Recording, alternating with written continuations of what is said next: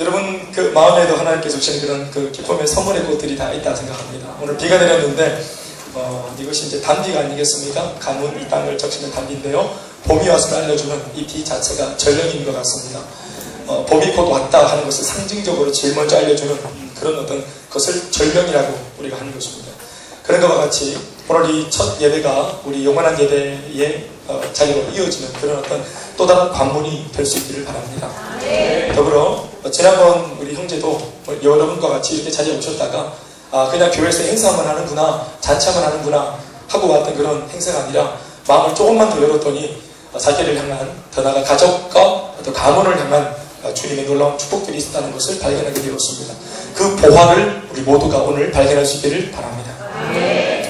제가 오늘 이 말씀을 설교에 담아서 여러분들이 전하려고 하는 것은 제가 오늘 이 원고에 좀 적었습니다. 이 원고로 적은 이유는 제가 가끔씩 이렇게 말씀을 전하다 보면 딴 데로 새는 경우가 한 번씩 있어서 제가 이렇게 원고로 이번에 좀 준비를 했습니다. 더불어 원고를 준비하다가 지난 주일 저희 교인들끼리 같이 나눈 말씀의 한 대목을 제가 좀 인용해 가져왔어요. 그래서 그 내용을 가지고 우리가 말씀을 시작하면서 오늘 주신 메시지를 함께 하나님의 음성으로 들을 수 있길 바랍니다.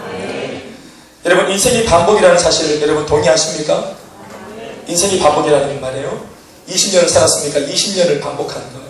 40년을 살았습니까? 40년 하루하루를 반복해 온 것입니다. 우리가 인정하든 인정하지 않든 인생은 반복입니다. 오늘 진해가 내일 다시 동력에서 또 오릅니다. 어제와 같이 오늘도 동일한 식탁에서 밥을 먹고 같은 삶의 현장으로 출근을 합니다. 하루 종일 분주복잡한 삶을 사는 것처럼 보이지만 어제와 별 다를 것이 없는 그런 동일한 삶을 반복한 것입니다. 해가 지면 어제와 같은 집으로 돌아오고 같은 잠자리에 누워 잠을 잡니다. 인생은 이 하루를 평생 반복하는 것입니다. 단지 각 개인 간의 차이가 있다면 이 반복이 무엇을 위한 반복인가, 누구를 위한 반복인가, 무엇에 기인한 반복인가 하는 그 차이가 있을 뿐 인생은 반복입니다. 1826년 영국의 윌리엄 캐리가 북극 등정에 나섰다가 실패한 이래 세계 여러 나라의 탐험대들이 북극 등정 도전에 나섰습니다. 약 20여 년 전에는 한국 탐험대가 북극 등정에 성공한 적이 있습니다.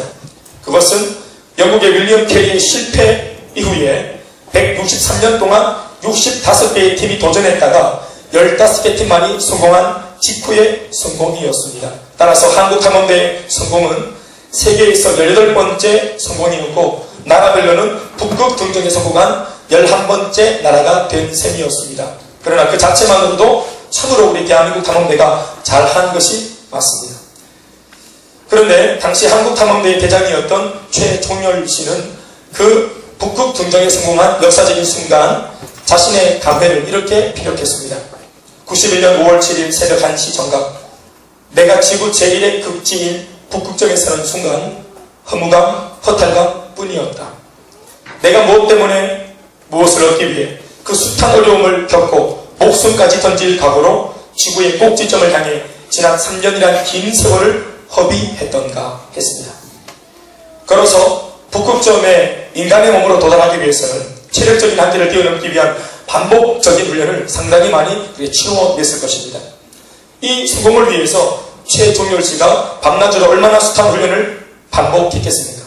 필생의 목표를 눈앞에 놓고 하는 이 반복의 훈련은 훈련 자체만으로도 이미 그 사람에게 큰 기쁨을 주기 딱 좋은 것입니다. 그러나 정작 자신이 그토록 목적했던 말을 이루게 되었을 때 그는 그 자리에서 감격과 기쁨으로 충만했다기보다는 허무함과 허탈감에 치를 들었다고 하는 이 이야기는 오늘 이 말씀을 듣고 있는 우리들로 하여금 많은 것들을 생각하게 해주고 있습니다. 우리의 인생도 언젠가는 불이 꺼지고 막이 내릴 때가 반드시 있기 때문입니다. 그때 우리는 불 꺼진 인생의 무대 위에서 모두 다 내려와야 합니다. 무대 위를 내려오는 것은 끝이기도 하지만 바로 무대 위에서 내려오는 바로 그 인생의 불 꺼지는 순간이 우리가 하나님 앞에 개별적으로 다 서서 심판을 받아야 하는 또 다른 차원의 시작이 되는 것입니다. 그날 우리 모두는 하나님의 판단에 놓여지게 됩니다. 사람들의 판단이 아니라 사람들의 칭찬이 아니라 죽음 이후에 우리 모두는 저마다 모두가 같이 하나님 앞에 1대1로 서서 하나님의 판단을 기다리게 될 것입니다. 하나님의 판단은 우리의 판단과 절대로 같지 않습니다. 하나님의 판단은 인간의 박수와 박수소리에 의해서 결정되는 것도 아닙니다.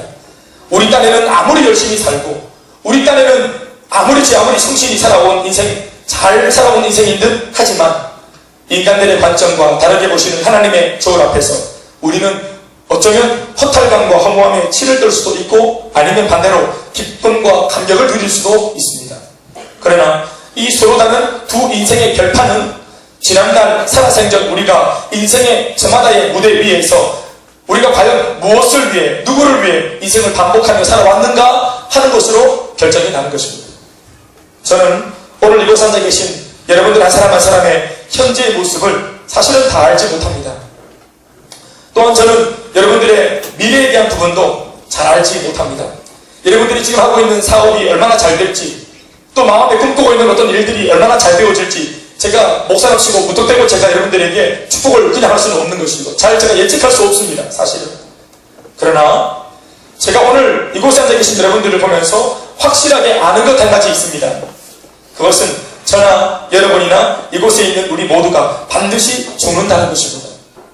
죽음이라는 것은 우리 인생에 있어 반드시 경험되어지는 사실임과 동시에 우리가 우리의 전 인생을 통해 겪게 되는 수많은 사건 중에 가장 치명적인 사건이 될 것입니다.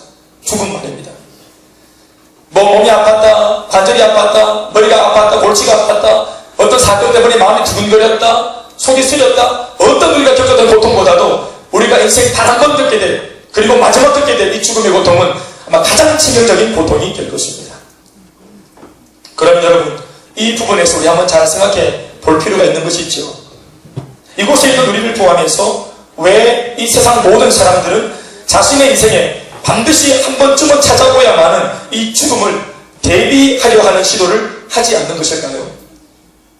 자신이 겪게 될 사건 중에서 가장 무섭고 치명적인 사건이 될 그 충격적이고 치명적인 사건, 이 죽음을 왜 미리 준비하지 않고 왜 그저 이 죽음 앞에서 우리가 이것을 깊이 있게 뭔가 골똘하게 생각하지 않고 피할 궁리를 하지 않고 좌시하고 있는 것일까요?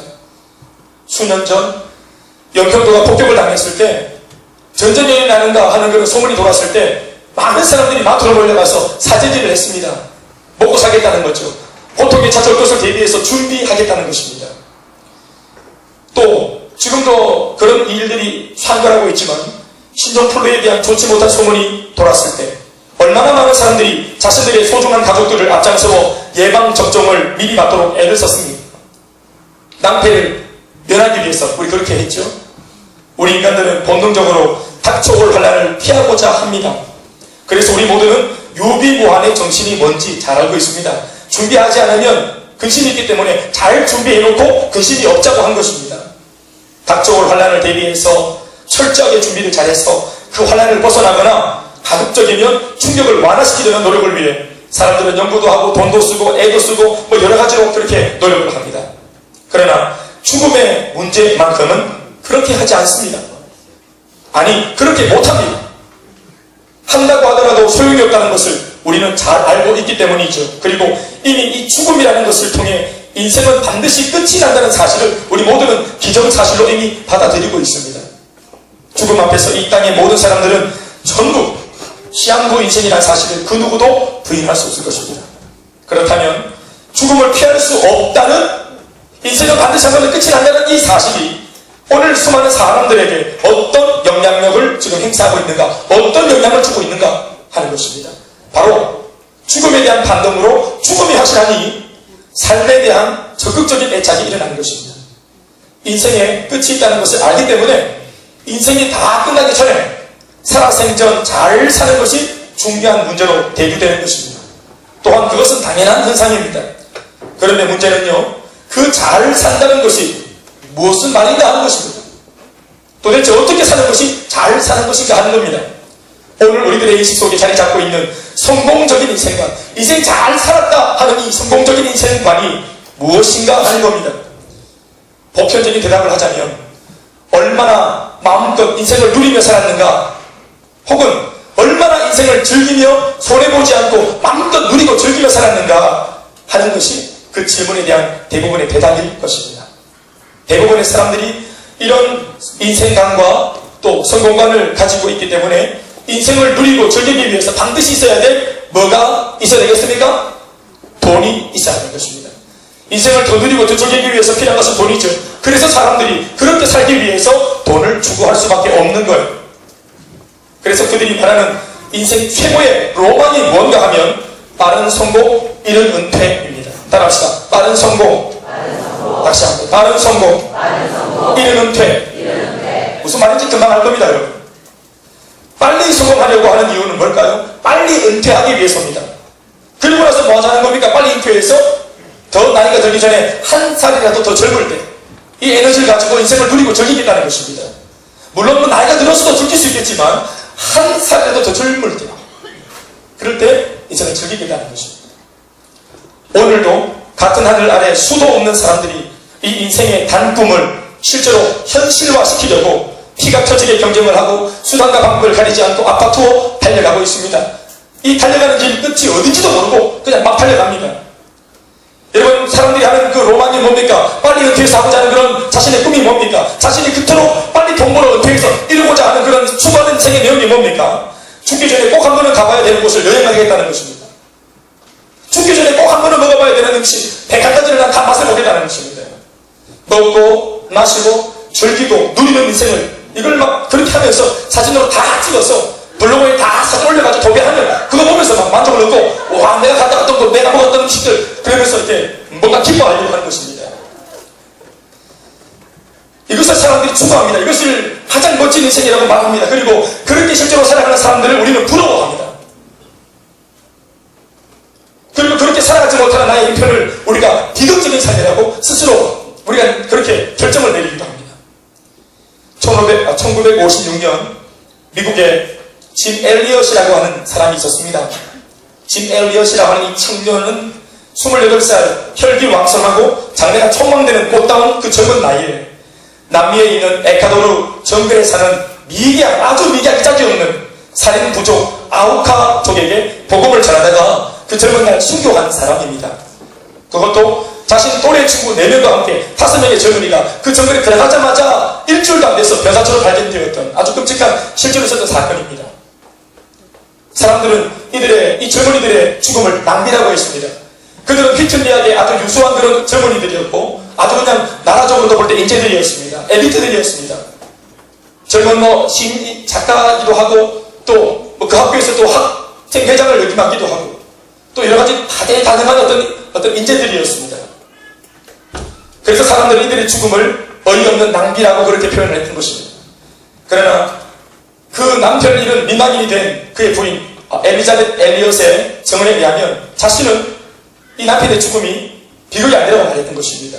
그렇게 기사를 썼던 기자를 찾아가서 이 기사를 정정해 달라고 했습니다. 왜냐하면 이 아우카족 미개한 족속에게 복음을 예수님 믿으세요 하고 복음을 전하다가 죽는 꿈은 바로 내 남편이 10대 시절부터 꾸어왔던 그의 간절한 소망이었고 꿈이었다고 말하는 것입니다. 그러니 오늘 이 28살 내 남편의 죽음은 비극이나 절망이나 이건 좋지 못한 낭비가 아니라 내 남편의 꿈이 이루어진 것이라고 그 아내가 증언을 했던 것입니다. 그리고 그토록 남들은 낭비라고 말했던 그 비참한 죽음의 길을 그 아내도 자식들을 앞세워서 달려갔고 사람들을 죽이기 바빴던 아우카족에게 헌신하면서 복음을 전한 그 눈물겨운 선임을 통해 그 족속 그 부족 전체가 예수님을 믿게 된 것을 여러분들이 믿을 수 있길 바랍니다. 특별히 자기 남편을 족창으로 찔러 죽였던 그 추장은 이후에 그 부족의 최초의 목사가 되어서 짐 엘리엇의 아들에게 나중에 세례를 주는 사람이 되었습니다. 여러분, 이런 말도 안 되는 사람이 이 말도 안 되는 용서가 가능한 이유가 뭘까요? 예수님의 사랑인 줄로 믿습니까? 사랑하는 여러분들은 무엇이 비극이라고 생각하십니까? 자신의 인생을 남을 위해 헌신하는 것이 아니라 28살 꽃다운 젊음을 자기를 위해서 흥청망청 살고 또 인생을 즐기고 누리고 먹고 마시고 마음껏 여행을 즐기며 살아갔던 그 삶이 혹시 성공이라고 생각하지 않으십니까? 반대로 28살 꽃다운 나이를 남을 위해 그렇게 어처구니없이 살다가 비참하게 죽어버린 그 하나님의 사람, 그 젊은 청년을 우리가 비극적인 삶을 산 사람이라고 그렇게 우리가 쉽게 결정짓고 있지는 않습니까? 사랑하는 여러분, 무엇이 진짜로 비극입니까? 우리 인생에 있어서 진짜로 비극은 무엇입니까?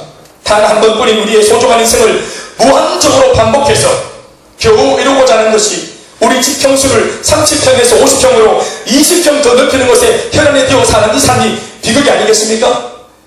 그저 인생의 성공을 남들보다 얼마나 더 많이 가졌는가, 인생의 성공을 남들보다 얼마나 더 넓은 집에서 살아왔는가, 그리고 거기서 죽었는가, 얼마나 더 많이 먹고 마시며 살았는가 하는 것으로 우리가 생각하고 있는 이것이 오히려 비극이 아닌가 하는 것입니다. 그런 삶을 이루고 싶어 지금도 안락이 나 있는 우리의 모습이야말로 진짜로 비극입니다. 그런 삶을 추구하는 과정에서 받는 스트레스로 인해서 더 못 가지니까 안달이 나고, 남들보다 승승장구하지 못하니까 열이 받고, 그런 스트레스 때문에 사랑하는 아내에게 상처를 주거나, 남편을 무시하거나, 부모를 원망하거나, 소중한 자신을 윽박지르고 있는 우리의 삶이야말로 진짜로 비극 중에 가장 비참한 비극일 것입니다. 돈이 있어야 인생을 누릴 수 있다고 사람들은 말을 해요. 돈이 있어야 인생을 즐길 수 있다고 사람들은 말을 하고 살아요. 그렇게 누리고 즐겨야 인생을 손해보지 않고 잘 산 것이라고 믿고 있어요. 그리고 이 모든 것을 위해서 사람들은 참으로 실제로 돈을 추구하고 삽니다. 젊을 때 자신의 몸을 혹사시켜가면서까지, 건강을 버리면서까지 벌어놓은 돈으로 나이 들어 건강 문제가 생기자 건강을 찾으려고 벌어놓은 돈을 다시 다 쓰고 있는 이 코미디 같은 일이 우리 인생입니다. 우리나라 정치를 보면 언제부터 그랬는지 알 수는 없지만, 시장이 되겠다는 사람, 혹은 한 나라의 대통령이 되겠다는 사람이 언제나 이 국민들 앞에 힘주어 외치는 것이 뭐냐 하면, 내게 경제 능력이 있다는 것입니다. 내게 경제 능력이 있어서 내가 이 국민들, 서민 시민들 여러분들을 내가 잘 살려주겠다는 것입니다. 그리고 시민들은, 국민들은 실제로 그런 사람을 우리가 나라의 리더십으로 뽑으려고 듭니다. 또 그런 것으로 잘한 대통령, 못한 대통령으로 우리가 그렇게 평가합니다. 돈을 벌게 해주고 나라를 경제적으로 부강하게 해줄 수 있다면 그 사람의 뱀뱀이나 그 사람의 인품이나 그 사람의 리더십이 어떤지 우리는 아무런 상관이 없다는 것입니다. 그러니 이 나라에 진정한 지도자가 없고 이 나라에 리더십이 없는 것입니다. 돈 잘 벌어다주는 기수꾼들만 이 자리에 있는 것입니다. 리더십들을 보면 전부 다 기술이 좋은 사람들입니다. 이것은 분명 잘못된 삶이며 잘못된 이 생활입니다. 이와 같이 삶이 잘못되는 이유는, 우리의 살아생전의 삶이 변질되는 이유는 죽음을 오해하고 있기 때문에 그렇습니다. 죽음을 오해하기 때문에 삶 자체가 이렇게 문제가 생기는 것입니다. 죽음을 끝이라고 생각하기 때문에 삶에 문제가 생겨요. 그러나 성경을 보면 하나님께서는 우리 인생들의 죽음을 결코 끝이 아니라고 말씀하십니다. 죽음 이후에 또 다른 세계가 있다고 말씀하십니다. 오늘 우리가 읽은 성경 본문 요한복음 3장 16절 말씀을 우리 다시 한번 읽어보시겠습니다. 같이 시작. 이는 그를 믿는 자마다 영생을 얻게 하려 하심이라. 여러분, 이 말씀을 잘 띄워놓으시고 뒤에서부터 보시겠습니다. 죽음 이후에 사람에게는 두 가지의 세상이 펼쳐집니다. 한 가지는 멸망이며 또 다른 한 가지는 영생입니다. 오늘 말씀이 그렇게 적고 있습니다. 멸망이라는 것은 영원한 저주, 저주는 저주인데 영원토록 저주가 끝나지 않는 그것이 멸망입니다.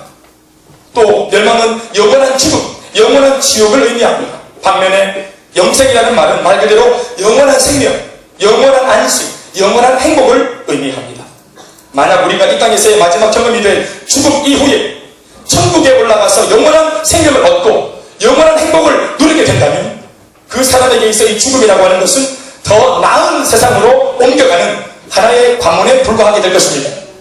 그러니까 그러한 사람에게는 죽음이 결코 무서웠고 두려운 것이 아닌 것입니다.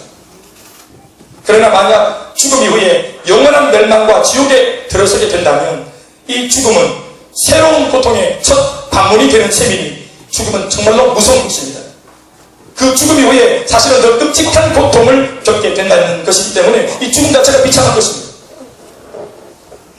여러분들에게 질문해 보겠습니다. 만약 제가 지금 드리고 있는 이 말씀의 내용이 사실이라면 여러분들은 어떤 상태를 원하십니까? 멸망이세요?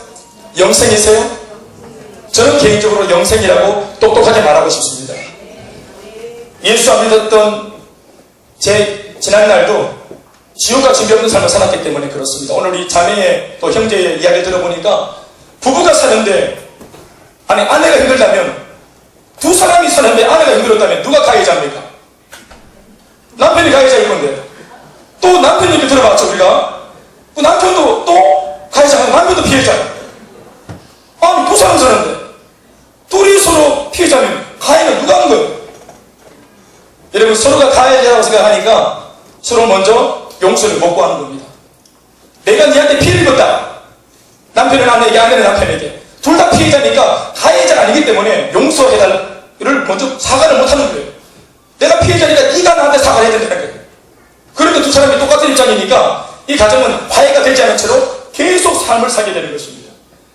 그리고 심지어는 아이들도 그렇게 문제가 생기는데, 우리가 사실은 이 부모가 분명히 아이들한테 사과를 해야 되는데 나중에 보면 아이들도 또 문제가 생겨가지고 엄마 아빠 속을 썩입니다.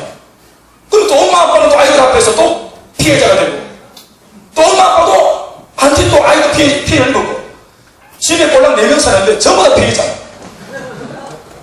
4명 사는데 4명 모두가 다 서로를 원수로 생각하니 이 가정이 어떻게 여러분 가정이 되겠습니까? 이 지구석이 되는 것입니다. 사랑하는 여러분, 우리가 왜 이런 삶이 되느냐 하면 우리 인생에 정말로 중요한 것이 뭔지 모르기 때문에 이제 이런 일이 생기는 것입니다. 이 원수 같은 관계를 해결하기는커녕 이 모든 것을 돈이 있으면 된다, 해결될 거다, 아이들에게 쪽집게 관리시키면 될 거다 하지만 여러분, 그러한 외부적인 요인들이 이미 골마 터진 관계의 문제를 해결할 수가 없는 것입니다. 사랑하는 여러분, 이렇게 비참하게 살다가 여러분 우리가 지옥 가는데 다른 것이 지옥이 아니라 이미 앞으로 우리가 죽어서 들어가게 될 지옥을 우리가 이게 예고편으로 맛보는 겁니다. 죽고 싶을 정도로 머물기 싫은 가정, 예를 드는 겁니다. 마지못해 살고 죽지 못해 사는 삶, 그게 얼마나 두려운 겁니까? 여러분, 제가 알고 있어요. 자살하는 사람이 자살하는 이유가 죽고 싶어 자살하는 게 아니고요, 살고 싶어서 자살한다는 말을 제가 들었어요. 그 심리학자한테. 이 죽을 것 같은 이 고통의 자리에서 벗어나기 위해 자기가 선택한 것이 죽음이에요. 그러니까 살고 싶어서, 행복하고 싶어서 이 불행한 삶을 이걸 끊어버리기 위해 방법이 없으니까 자기의 목숨을 끊어버리는 거예요. 그런데 마음은 너무너무 간절했지만 그 잘못된 극단적인 상황을 통해서 다시 죽음의 문을 열어보니까 또다시 영원한 멸망이 주어진다면 이 얼마나 비참한 인생의 연속이 됐습니까? 여러분들이 지옥을 못 가봐 모릅니다만은 우리가 현재 살고 있는 삶이 지옥 같은 삶이 있다면 여러분, 그건 여러분들이 지금 그거 딱 맞습니다. 그런데 그 삶이 영원토록 지속되고 내 안에 불안한 마음이 영원토록 지속된다는 것이 이게 지옥입니다. 여러분, 우리가 이 사실을 안다면 아무도 지옥 가고 싶어 하는 사람이 없을 겁니다. 아무도 멸망의 자리로 걸어가려고 하는 사람이 없게 될 것입니다. 오늘 사실 제가 여러분들에게 어리석은 질문을 한 것입니다. 누가 이 둘 중에 무엇을 선택하겠습니까? 라고 묻는 것 자체가 이미 어리석은 질문입니다. 우리 모두는 다 영원한 생명을 원하고 있기 때문에 그렇습니다. 행복하게 원하고 있기 때문에 그렇습니다. 단지 한 가지 여러분, 방법을 몰랐던 것입니다.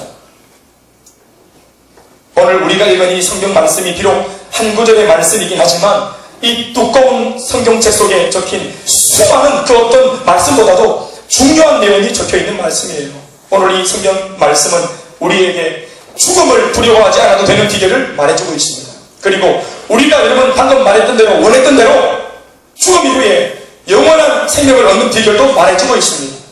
말씀을 다시 보십시오. 어떻게 해야 영생을 얻게 된다고 합니까? 멸망치 않고 이는 그를 믿는 자마다, 이렇게 하고 있습니다. 따라합시다. 믿는 자마다. 영생을 얻을 수 있는 비결은 믿는 것입니다, 여러분. 영원한 생명을 얻는 비결이자 죽음을 두려워하지 않아도 되는 유일한 비결은 믿는 것입니다. 그런데 말씀 보니까 무엇을 믿으라고 하고 있습니까? 그를 이렇게 말하고 있습니다. 그가 누굽니까? 그라고 하는 이 인물이 앞에 나와 있죠? 독생자라고 나와 있죠. 성경은 이 독생자, 즉 외아들에 대한 설명을 이렇게 적고 있습니다. 앞에 있는 말씀이 그것이죠. 어떤 독생자인가요? 하나님이 세상을 이처럼 사랑하사 독생자를 주셨으니.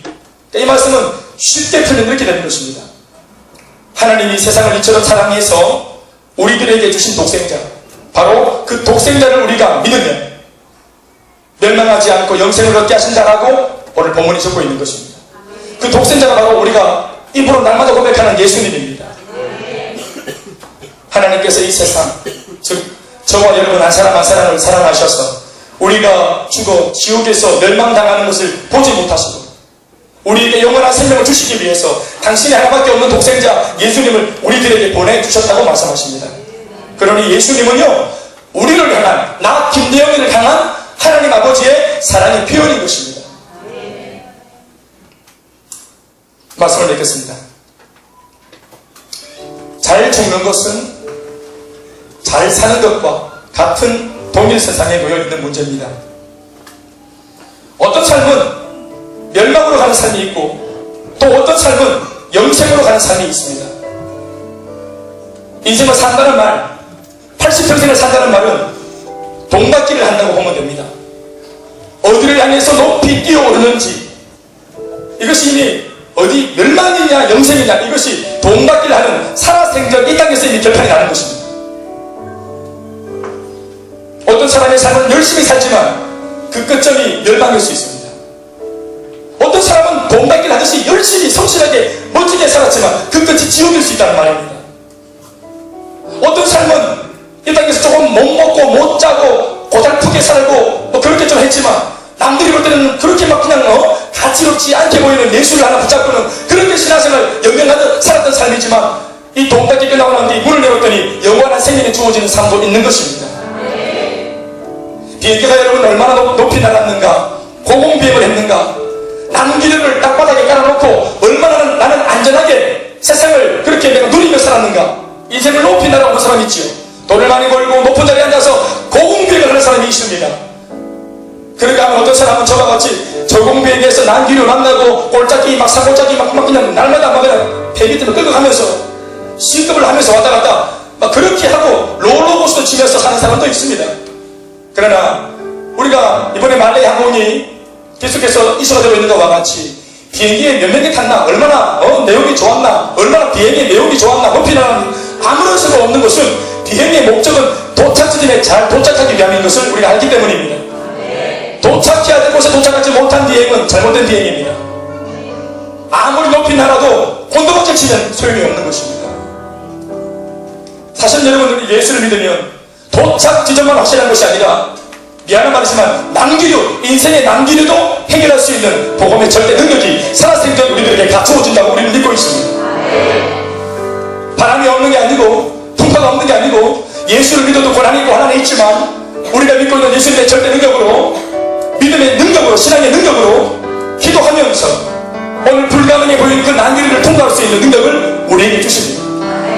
오늘 우리 앞서 들었던 이 가정은 인생의 난기류가 있어서 헤매었지만 예수를 믿는 믿음으로 그 난기류를 무사히 통과한 가정인 줄 저는 그렇게 보는 것입니다.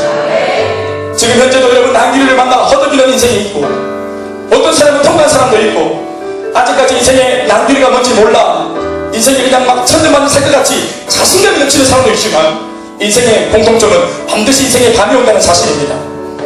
유비노와 날 수 있는 유일한 비결, 이 난기류를 극복할 수 있는 유일한 비결, 내 동작점을 확실하게 잡아주는 유일한 비결, 예수님을 이 세상에서 믿는 것입니다. 내 살아서 있는 예수님을 나의 주님으로 믿는 것입니다. 하나님의 나를 향한 사랑을, 그 사랑의 표현을 내가 받아들이는 것입니다. 그리고 나를 향한 주님의 용서, 주님의 용납. 어떤 사람은 자기를 용서 못하는 사람이 있어요. 어떤 분은 자기 부모를 용서하지 못하는 분도 계시고 평생 분노와 저주 속에 용서하지 못하는 매여있는 삶을 사는 사람이 얼마나 많은지 제가 사람들을 만나면서 알게 되었습니다. 왜 나를 이리 꼴로 낳았는가? 왜 우리 집은 이렇게 가난했는가? 왜 나는 수많은 사람들과 달리 출발점이 이렇게 불리하고 달랐는가? 공부하는 기회도 박탈당하고 왜 나는 이렇게 우울하게 살 수밖에 없었나? 내 40평생 살아보니 이리 꼴이었다면 나머지 40평생 80까지 삶도 특별한 일이 있겠나? 난 정말 인생 망쳤다 하고 자포자기하고 살아가는 사람이 혹 있을는지 모르겠습니다만은 누구든지 그리스도 안에 있으면 새로운 피조물이라 이전 것은 지나갔으니 완전히 새롭게 된다고 주님이 말씀하시는 것을 들을 수 있기 바랍니다. 인생의 60이라도 70이라도 예수 안에 담기면 이전 것은 지나가는 것입니다. 여러분 하나님의 말씀을 믿어야 합니다. 내 생각을 믿는 것이 아닙니다. 내 경험을 믿는 것이 아닙니다. 제가 선미자매 만났을 때 5년 전에 만났어요. 선미자매 회복될 수 있어요.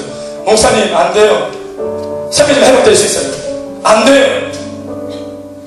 이제 와서 이제 이 자매가 하는 말이 목사님 그때 제가 좀 더 그 말씀을 빨리 알아차렸더라면 우리가 5년을 낭비하지 않았을 것이라 그렇게 말을 합니다.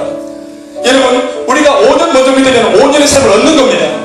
우리가 오늘 이 예수를 믿기로 결단하면 나머지 인생을 얻는 겁니다. 여러분, 낭비가 없어야 합니다. 인생에 낭비가 없어야 합니다. 반복되는 인생이 앞으로도 반복될 건데, 이 반복이 아무런 의미 없는 무의미의 반복이 되면 절대로 안 됩니다. 의미 있는 반복이 되어야 합니다. 사랑하는 여러분, 고작 한 20평 아파트를 빌기 위해 생명을 드리는 것은 아니겠죠. 오늘 우리 아들의 고백처럼 뭐란 말합니까? 이 세상의 가치가 이제는 나의 비전이 아니라 말하고 있지 않습니까? 4개월 예수 믿는 사람의 고백이라면 오늘 이것이 우리의 고백도 되어야 할 줄 믿습니다. 그래서 하나님 주시는 참 행복에 우리가 붙들리길 바라고, 세상이 주는 가치는 우리가 땅바닥에 놓고 우리가 이 세상을 장악하고 정복하고 주인처럼 살아갈 수 있기를 바라는 것입니다. 이제까지 주부처럼 살았고 하나처럼 살았던 삶을 회개하고 주여 새 은혜를 주시옵소서. 예수를 믿는 믿음을 다하여 주시옵소서. 한 가지만 더 말씀드리고 마치겠습니다. 우리가 고소공포증이라는 것이 있습니다. 높은 곳에 사람이 올라서면 인생이 두렵습니다. 떨어질까 죽을까 하는 그런 염려가 있습니다. 우리가 이런 공포증을 고소공포증이라 하죠. 그런데 우리가 여러분 알다시피 많은 사람들이 렌즈를 즐기듯이 이 번지 점프하면서 높은 곳에서 뛰어내립니다. 50m 뛰어내린 사람은 100m를 찾고, 100m에서 뛰어내린 사람 200m 찾고, 뉴질랜드까지 가서 생명 내놓고 그 세계적인 명소라는 곳에서 그렇게 절벽에서 막 뛰어내립니다. 고소공포증인데 왜 이렇게 사람들이 돈을 주면서까지 뛰어내리려 합니까? 미친 겁니까? 우리 여러분, 그것이 내재라는 것을 알고 있습니다. 그 스포츠입니다. 그 취미생활입니다. 그 사람들 남편이 아내 끌고 가서 묶어가지고 치고 던지는 거 아닙니다.